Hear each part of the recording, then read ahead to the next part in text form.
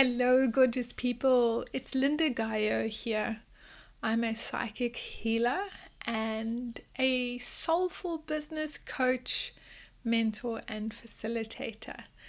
And this is part 3 of a 4-part series where we're looking into energy practices that are uplifting, rejuvenating, and replenishing, and therefore bring abundance into our lives personally and into our soulful businesses.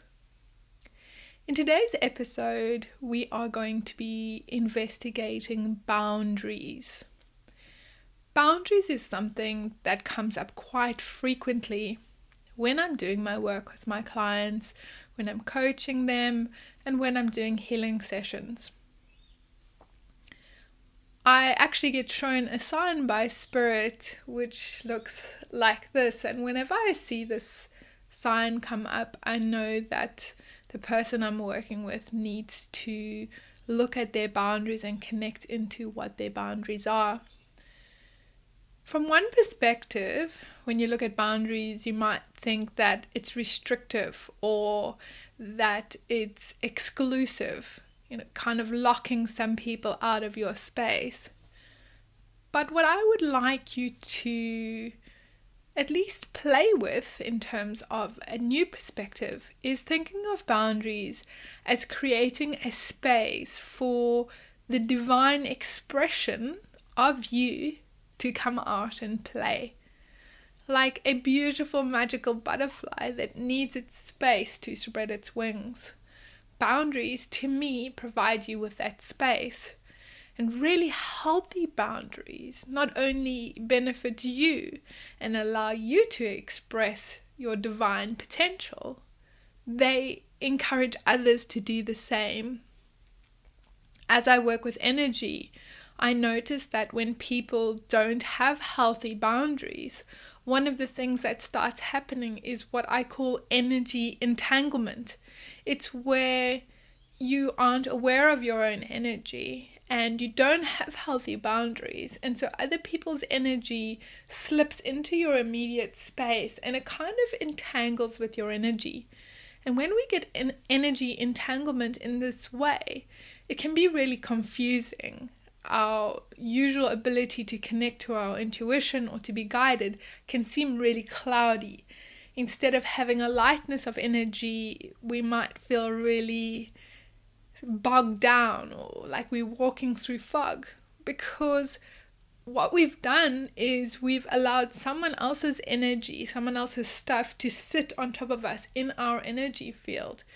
And when we aren't aware, we think it's our stuff, we think it's our energy, and so we kind of get into this mental story where we start labeling with our thoughts what's going on in our energy field, and because it's in our energy field, we assume it's ours, and so we create a mental negative thought loop around that, or we try to decide, I'm feeling this weird feeling, so it must be mine.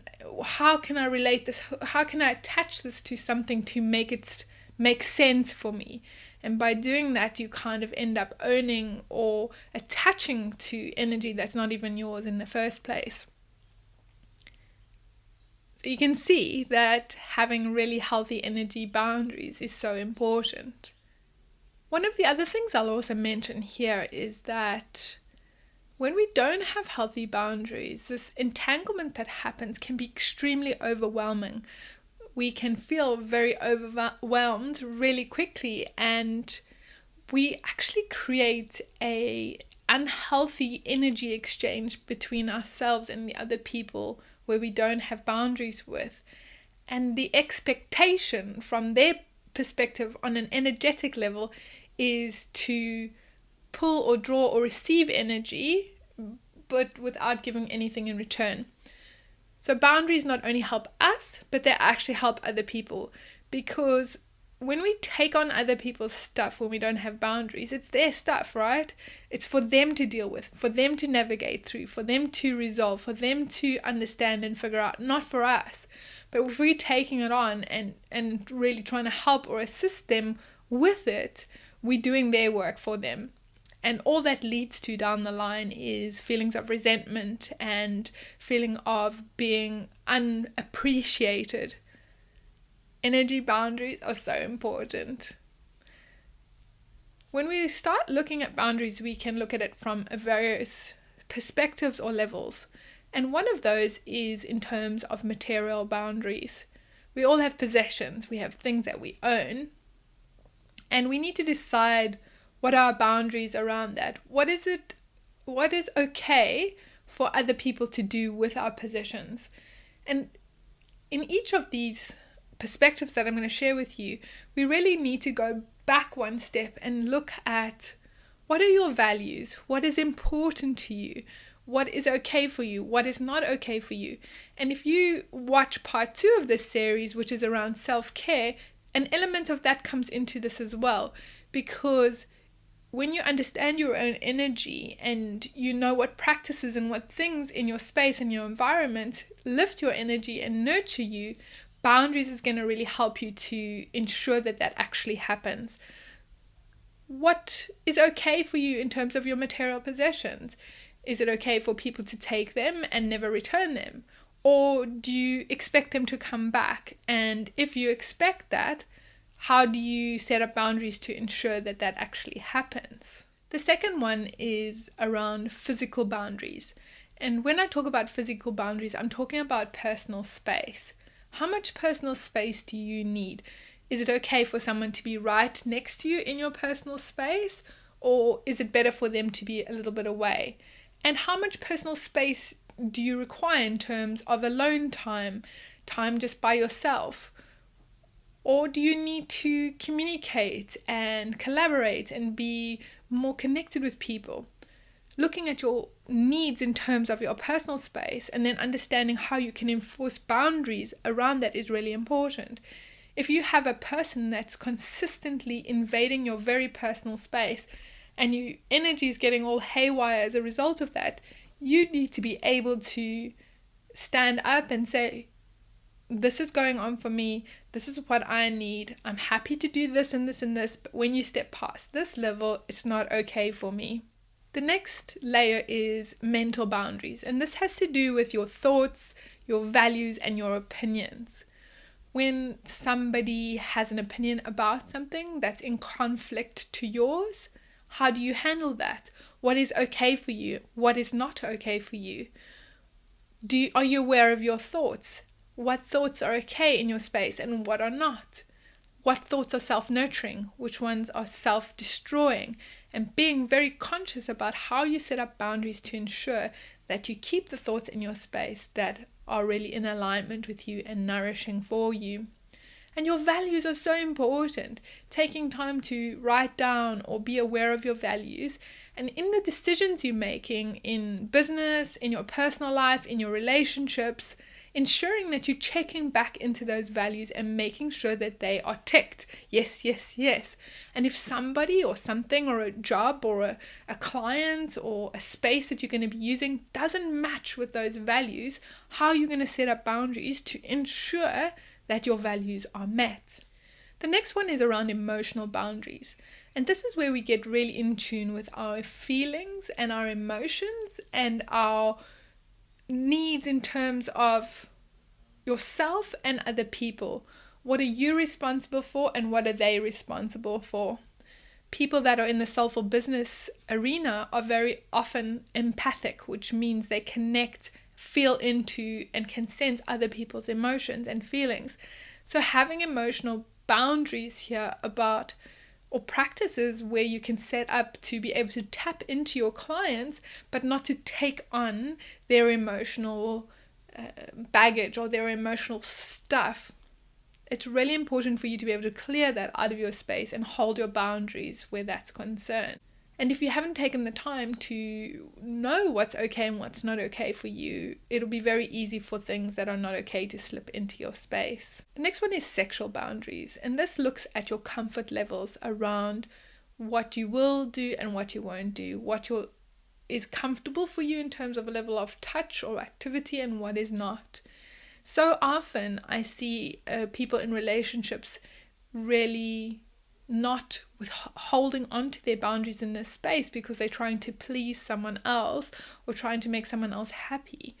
But as you work with energy and in soulful businesses, the more you understand your own energy and your own needs, the more you will see that by holding strong on what's important to you and what nourishes you, you actually will find way better partner relationships and way more fulfilling relationships from that perspective. The next one is spiritual boundaries, and this is all around what you feel comfortable in terms of your connection with spirit and conversations around spirituality and spiritual practices. What are your boundaries with that? What is it okay for people to talk to you about or not? And being very clear around those boundaries too.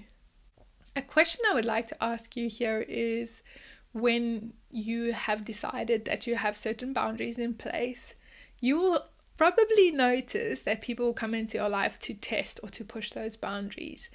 And being aware and conscious of who pushes your buttons, why they push your buttons, and what feelings, what emotions, what energy arises in your space when those buttons are pushed, when those boundaries are challenged. Your reaction to people challenging your boundaries is really important in understanding what's going on for you on a energetic and lower level.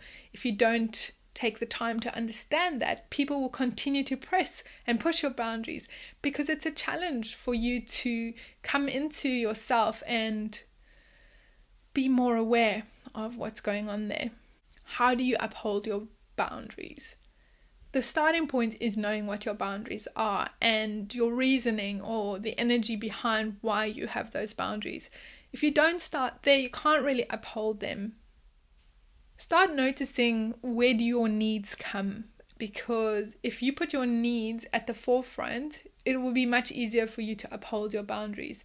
And remember that this is not about being selfish. It's about understanding that when your needs are met and when you have what you need on an energetic level, you are more able to serve other people. So if you are consistently putting other people's needs before yourself, you're going to consistently be lowering your boundaries or relaxing them to make space for this other person. And long term, something like that, you will start to notice on your energy levels and in your energy field that is going to negatively affect you. You also uphold your boundaries by understanding and knowing what your rights are and believing in those and creating boundaries that are there to uphold your well-being and to keep you protected. Not everyone on this planet is aware and conscious, and many people are running old programming, and their actions and their deeds and things that come out of them might not be the best, healthiest, most serving things. And it's important for you, especially if you work with energy yourself, to know what is okay for you and what is not okay, and having these boundaries to create that space for you to really flourish and to thrive. Take some time over the next week or so to look through all those different levels of boundaries and just do a bit of investigation into, have you even given thought to that? What is it that you need? What is it that you want? What is it that will serve you the best in order that you may serve? And take some time to check into your values and do a little bit of an exercise in saying, in this area, these are my boundaries and this is how I'm going to uphold them. And by standing firm in your truth, by standing solid in your own divine power, you will be able to uphold your boundaries with ease and grace and flow. And what results from that is really magical. Thank you for listening today, gorgeous people. My name is Lynda Gaiao, and stay tuned for part 4 of this 4-part series as we continue to look into energy practices that are really here to uplift and nurture and rejuvenate us around bringing abundance into our lives and into our soulful businesses. Thank you, thank you, thank you. Namaste.